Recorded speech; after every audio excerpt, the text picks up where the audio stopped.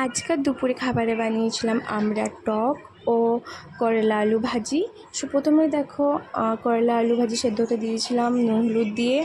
দেন আমরাকে ভালোভাবে কেটে ধুয়ে হাঁড়ির মধ্যে পেঁয়াজ কেটে ধুয়ে রাখা আমড়াগুলো দিয়ে দিলাম এবং তার মধ্যে একটু দিয়ে দেব তেল, সরিষার তেল, এবং তারপর হলুদ গুঁড়ো, জিরে গুঁড়ো, ধনে গুঁড়ো এবং একটু নুন দিয়ে এটাকে ভালোভাবে মিক্স করে সেদ্ধ হতে দেবো।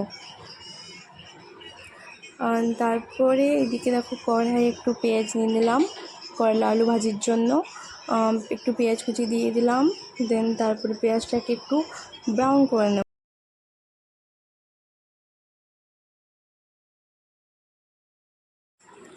দিয়ে ভালোভাবে একটু মিক্স করে এর মধ্যে ব্রাউন হয়ে যাওয়ার পর এর মধ্যে করলা আলু সেদ্ধ করে যেটা রেখেছিলাম নুন হলুদ দিয়ে ওটা দিয়ে দেবো ওর মধ্যে, এবং ওর মধ্যে দিয়ে একটু ভালোভাবে নাড়াচাড়া করে ওর মধ্যে দিয়ে দেবো লঙ্কার গুঁড়ো, একটু ধনে গুঁড়ো ও জিরে গুঁড়ো দিয়ে ওটাকে ভালোভাবে মিক্স করে নেব এবং এর মধ্যে একটু চিনিও দিয়ে দিলাম।